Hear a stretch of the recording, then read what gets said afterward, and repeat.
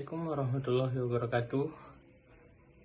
Sebelumnya perkenalkan, nama saya Muhammad Zaki Ramadan dengan NIM 10400125157. Saya dari kelas Ilmu Hukum B. Saya akan mengerjakan tugas video dari mata kuliah Hukum Tata Negara. Kali ini saya akan menjelaskan mengenai struktur lembaga negara Republik Indonesia. Sebelumnya harus kita ketahui bahwasanya struktur lembaga negara adalah susunan atau tatanan lembaga-lembaga yang menjalankan kekuasaan negara sesuai dengan fungsi dan kewenangannya berdasarkan konstitusi, yaitu Undang-Undang Dasar Negara Republik Indonesia tahun 1945. Selanjutnya, lembaga negara Republik Indonesia itu semuanya diatur oleh Undang-Undang Dasar 1945 dan Pancasila. Kenapa Undang-Undang Dasar 1945 dan Pancasila itu menjadi dasar lembaga negara Republik Indonesia? Karena Pancasila dan Undang-Undang Dasar Negara Republik Indonesia tahun 1945 menjadi dasar negara dan sumber dari segala sumber hukum yang ada di Indonesia. Kemudian lembaga negara Republik Indonesia itu terbagi menjadi 3 golongan, yaitu legislatif, eksekutif, dan yudikatif. Kemudian yang pertama ialah legislatif. Apa itu legislatif? Legislatif adalah lembaga negara yang memiliki tugas utama yang membuat, membahas, dan menetapkan undang-undang serta mengawasi jalannya pemerintahan.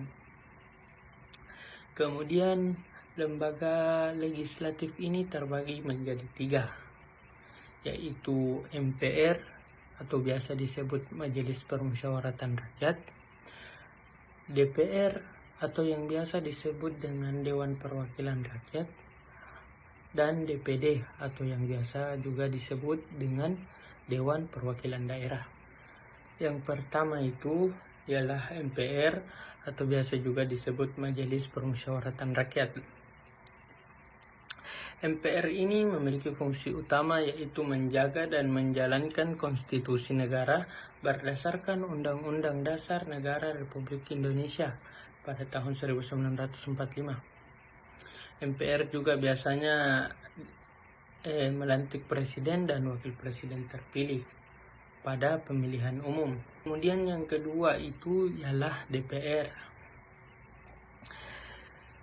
DPR memiliki fungsi dan wewenang sebagai menjadi peran penting sebagai penghubung aspirasi rakyat dengan pemerintah agar pelaksanaan negara berjalan sesuai hukum dan kepentingan masyarakat. Kemudian yang ketiga itu ialah DPD atau yang biasa juga disebut Dewan Perwakilan Daerah. DPD ini memiliki fungsi dan wewenang, yaitu menjaga keseimbangan hubungan antara pemerintah pusat dengan pemerintah daerah. Apabila ada kebijakan dari pemerintah pusat yang ingin diterapkan di daerah, itu melalui DPD atau Dewan Perwakilan Daerah. Kemudian kita beralih kepada yang kedua, yaitu eksekutif. Eksekutif adalah lembaga negara yang bertugas menjalankan pemerintahan dan melaksanakan undang-undang yang dibuat dan disahkan oleh lembaga legislatif. Kemudian eksekutif ini terbagi menjadi 3, yaitu dalam sistem ketatanegaraan, eksekutif ini dipegang oleh 3, yaitu presiden, wakil presiden, dan para menteri. Kita beralih kepada yang pertama, yaitu presiden dan wakil presidennya. Presiden dan wakil presiden itu memiliki peran penting di dalam negara. Salah satunya itu sebagai kepala negara, sebagai kepala pemerintahan, dan presiden dan wakil presiden juga sebagai pemimpin jalannya pemerintahan dan pelaksanaan undang-undang, serta menjaga kedaulatan dan keamanan negara. Yang selanjutnya itu yaitu para menteri. Para menteri di sini memiliki fungsi dan wewenang, yaitu membantu presiden dan wakil presiden untuk mengatur jalannya ketatanegaraan ini. Seperti contohnya Menteri Pendidikan untuk mengatur pendidikan yang ada di Indonesia, Menteri Pertahanan untuk mengatur pertahanan, dan juga para menteri-menteri lainnya. Kemudian kita beralih kepada yang ketiga, yaitu lembaga yudikatif. Lembaga yudikatif adalah lembaga negara yang memiliki kekuasaan untuk menegakkan hukum dan menjalankan peradilan, mengadili perkara atau mengadili perkara yang ada di Indonesia. Lembaga yudikatif ini memiliki 3 lembaga, yaitu MA atau biasa disebut Mahkamah Agung, MK atau biasa disebut Mahkamah Konstitusi, dan KY atau biasa disebut Komisi Yudisial. Yang pertama kita membahas tentang MA atau Mahkamah Agung. Mahkamah Agung itu memiliki fungsi dan wewenang, yaitu mengadili perkara pada tingkat kasasi dan mengawasi peradilan yang ada di bawahnya. Kemudian yang kedua ialah MK atau biasa disebut Mahkamah Konstitusi. Adapun fungsi dan wewenang Mahkamah Konstitusi ialah menguji undang-undang terhadap UUD 1945 dan memutus sengketa konstitusi.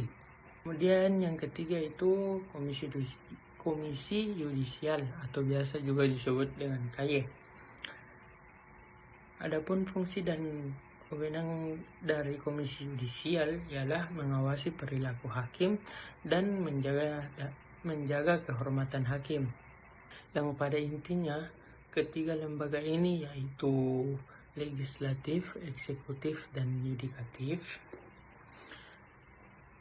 yaitu tergabung dengan check and balance.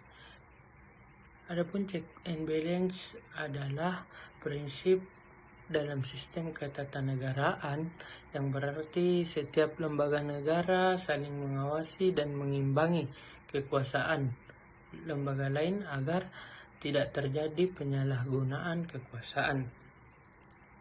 Adapun contoh dari check and balance yang ada di Indonesia adalah Dewan Perwakilan Rakyat Republik Indonesia mengawasi kinerja pemerintah, dan Presiden dapat mengajukan rancangan undang-undang tetap harus diuji oleh MPR atau harus diuji oleh lembaga legislatif.